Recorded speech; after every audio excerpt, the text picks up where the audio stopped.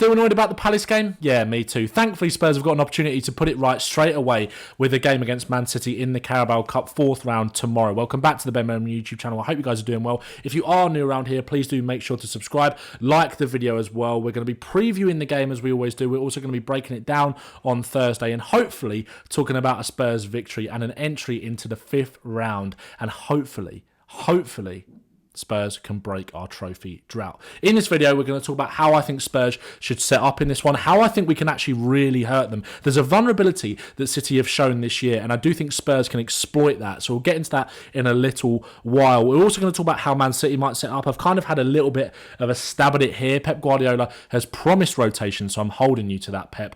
Ange Postecoglou has as well. He's kind of compared it to how we've gone in Europe, a mix of first-team players with some of the younger players as well, acknowledging that we did have a game at the weekend, but also setting out to win the game. And I do think we'll put out a stronger side than the one we saw against Coventry, which saw us very nearly get knocked out. One, it's stronger opposition, we have to, but Ange Postecoglou is under pressure. This is a big week for him, and as much as I love the guy and as much as I think he is the one to succeed at Spurs, there is pressure on him this week because Spurs fans are desperate for a trophy and we're desperate to get rid of this inconsistency that we have seen so far this season. The performances have largely been very good despite Crystal Palace on Sunday, and we need to put that right straight away. And a cup victory, I think, would actually be the perfect antidote to what we saw on Sunday.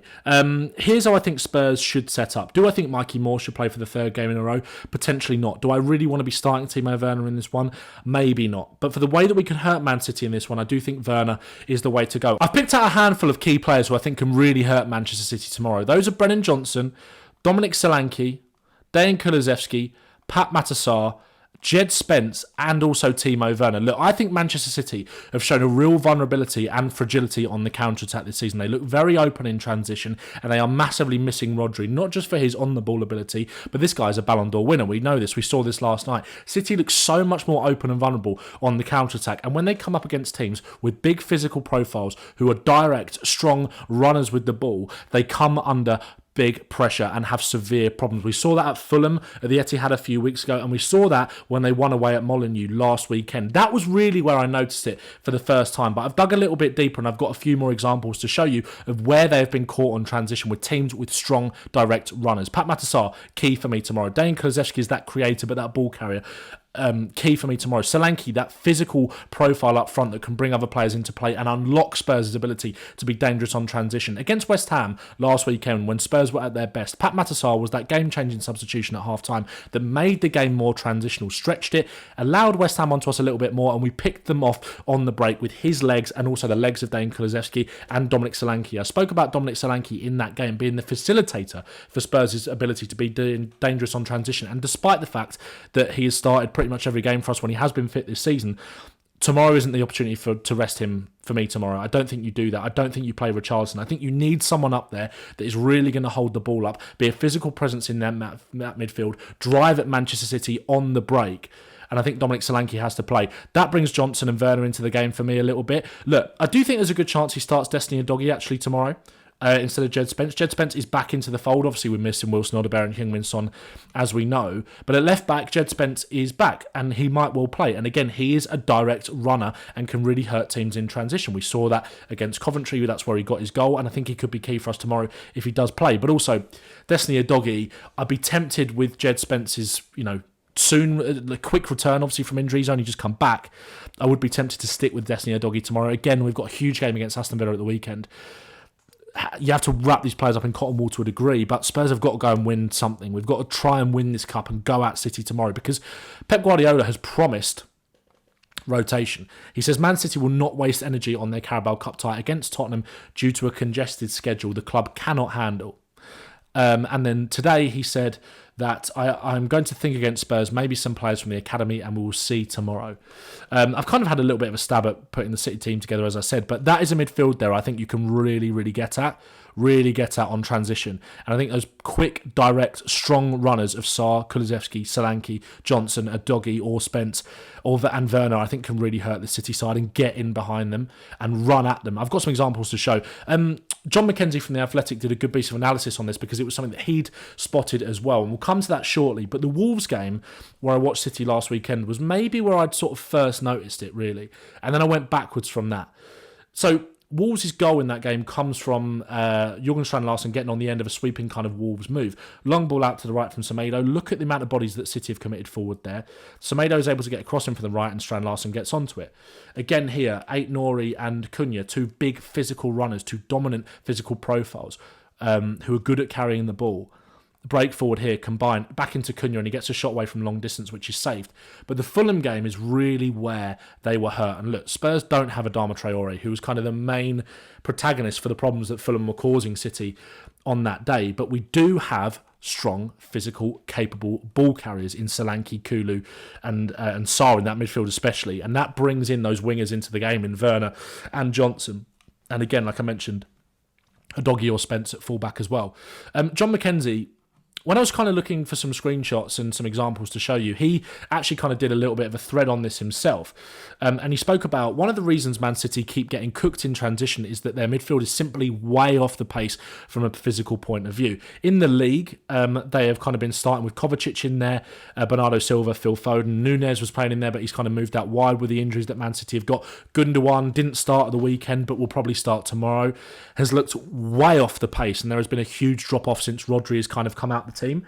And that is one of the reasons I think City are maybe there to be got out this season if Liverpool or, dare I say it, Arsenal can be consistent over the course of the year. That is really going to come back to bite them. And I think from a physical perspective, they have looked way off it. And it's something that John highlights here. Look how much separation Smith Rowe and Adama managed to get in 6 seconds here. So this is a counter-attack moving from back to front for Fulham. You can see Smith Rowe highlighted there. I think that might be Gundogan next to him. And then you've got Kovacic and Adama. Look at the clock. 66. Oh, you can't actually see the clock there. Apologies. So this is 66:24. This first screenshot, and the second screenshot is 6 seconds later. And look at how Adama and Smith Rowe have got away from their midfield men, and look at the dangerous situation that Fulham have found themselves in. And City Tactics, credit to them as well, kind of followed this up, saying, allied to all the tempo setting Rodri does without putting the ball at risk and the amount of high recoveries he makes through elite positioning, and we have quite the recipe. Rodri's a huge miss for them. You look at Iwobi and how he gets away from Kovacic here. Again, in 28:09, that first screenshot is 28:15. So what's that? 6 seconds. Look at the Iwobi in the position he's able to get himself into. That's because Fulham have got strong, powerful runners on and off the ball, and Spurs have got that. And City are struggling from a physical point of view tomorrow. Hence why Pape wants to rotate the side. And all of this kind of plays into Tottenham's hands. And that is why I think Kulusevski, Sarr, Solanke have to be the core of that centre of the pitch for Spurs tomorrow. I do really believe that. Look, Richarlison, he needs game time, of course he does, but I think for this specific matchup, I don't want to run Solanke into the ground, but he does run so hard every single game and works so hard for the team and facilitates Johnson and Werner's ability to be dangerous on the counter-attack, dropping that little bit deeper, winning those duels in the middle, allowing Kulusevski and Sarr to run beyond him as well. I think that's the key for Spurs tomorrow, winning those physical duels and hurting them in transition. Again here, look, Spurs don't have an Adama Traore. Traore gets in behind here and he can't finish. But again, this is the example that follows on from City Tactics. You can see here Iwobi in the position he gets himself into, and look at the chance Fulham are able to create off the back of it. Good ball into the centre. Again, Adama can't finish. This is the final one, and look, I don't think Spurs have anyone in their squad capable of putting a run together like this, but Jimenez, and I'm pretty sure we've all seen this, Adama Traore absolutely cooking Kyle Walker, and again, having a shot saved. But City, there is a real vulnerability there in transition. I think that's where Spurs really have to go at them and hurt them tomorrow with those big physical runners and those physical profiles, good ball carriers. We've got plenty in our squad, and they're going to want to come and play the ball in our half, right? They're going to come and want to come on to us and try and hurt us. And I think we've got to be able to be brave, try and play out their press. And that was something that kind of hurt us on Sunday. But if Spurs are able to play through them, obviously Romero would be play a big role in that, but I don't think Romero is going to play tomorrow. I think it's a good opportunity to rest him. And again, Van der Ven, you're talking about someone on transition. Maybe he'll go with Ben Davies tomorrow. There has been media reports this evening that Vicario is definitely expected to keep his place. Dragusin will come in, and Timo Werner will probably play as well.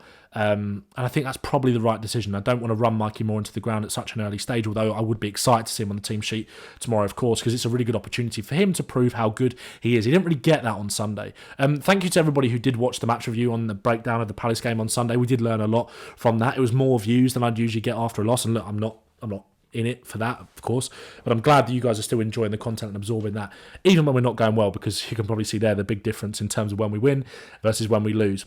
So I appreciate you guys getting involved in that. Look, I don't really want to make it. I don't really want to talk about it. I don't really want to talk about the Palace game for any more than I have to. But what the what the Carabao Cup does and what the Europa League does at this point in the season is two things. It gives you a really good chance to continue to build momentum if you are winning. We saw that when we were able to string those that run of 5 wins in a row together. But what it also does is give you an opportunity to respond quickly to a loss. There isn't as much of a hangover in between games. And look, there is a lot of pressure on Postecoglou tomorrow to get this right and win the game. His attitude to cup competitions has been something that's kind of rubbed some Spurs fans up the wrong way in the past. We will remember that Fulham game, of course. We were unfortunate probably to go out to City in the FA Cup last year. It wasn't necessarily down due to rotation. We were in the game for 90 minutes and conceded that goal at the end of the game to go out. We kind of held our own there. And we've shown how much we can hurt City in the past. But so this is a big game and he's got to get that team selection right tomorrow for me. And I think it's got to focus on having those dominant physical profiles who are good ball carriers in there. And I think we've got plenty of them in the squad. And I think that's how we can hurt City. I think other than that, Archie Gray, I think will probably come in for Pedro Porro. I didn't think Pedro Porro had a great game on Sunday. Like I said, I think Jed Spence could come in, but I probably prefer a Doggy maybe. But again, it's kind of a toss of a coin for me. Bentancur in midfield, and then the rest we've already spoken about as well. Like I said, I've kind of had a bit of a stab of putting this City team together. This was how they lined up in the Carabao Cup third round against Watford. It's kind of a very similar team, except Kyle Walker is injured. Doku and Grealish are injured. I expect Stones to play because he didn't start at the weekend. Nico O'Reilly and Lewis played in midfield, but I'd maybe expect Lewis to kind of go back into a back three or play as the right back, and someone else kind of tuck in as an inverted left back from midfield there. So I'd probably expect that. James Mackesy and Matheus Nunes, who's been playing really well for them, I think will probably play. But I think Nunes might play out wide because of the lack of options that they've got, and he has been playing out wide. I think he did it at the weekend, if I'm not mistaken. Yep, correct. And I think maybe they will have to play someone like Bernardo Silva because they haven't got Lewis to play in this position because they've got no Kyle Walker. Unless, look, I don't profess to know that much about Man City's academy, so they might have another midfielder they could potentially put in there or another right back they could potentially put in there. So if there are any City fans watching this, please do let me know in the comments, of course. But yeah, I've kind of had a bit of... This is, I think, how I think they might go. I think Foden will probably play as that false 9 as he did in the last Carabao Cup game against Watford. But they are there to be got at. They are there to be got at. And I think Spurs have got to go with an arrogant approach tomorrow and try and win this game and prove that we can really compete with these boys, these big boys, and also, go deep in the cup competition and win it, So that is how I would set up. Please do let me know if you disagree or agree in the comments.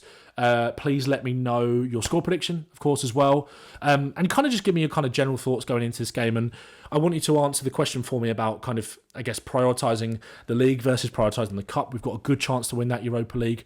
There's a lot of Prem sides playing each other in this next round of the Carabao Cup. If we can get City out of the way and beat them, there's a real opportunity for Spurs to go and win this. And we are starved of that desire. We really need to win that trophy. It's been a desire for a long time. We are starved of that success. And look, Ange Postecoglou isn't responsible for that, and he isn't responsible for the frustration that the Spurs fans feel because he's only had a few cracks at cup games. And look, he might have got certain team selections wrong. We've also come up against tough opponents in Man City before, right, in the FA Cup last season. So, but what he can change is that approach from Spurs managers in the past to go and try and win this competition. And he cannot go weak tomorrow. He has to go strong. I'm not saying full strength. I'm not saying as strong as possible because we've got a huge game against Villa on Sunday. But he's got an opportunity to put a good foot in the right direction and kind of relieve some of that pressure. If we get beat tomorrow because City with a better team, and even with the the rotation they've still got quality there, they can hurt us. That's fine. I can accept that. I can deal with that and move on. But we've got to put our best foot forward and go and win this game tomorrow. And like I said, with those physical, dominant ball carriers in that team, I do think we can really hurt them in transition because I think City have shown a vulnerability without Rodri. So let me know what you think in the comments. Make sure to like the video if you're new. Make sure to subscribe if you're new as well. And I'll see you for the breakdown of the City game on Thursday. Up the Spurs. Nice one. Thanks for watching.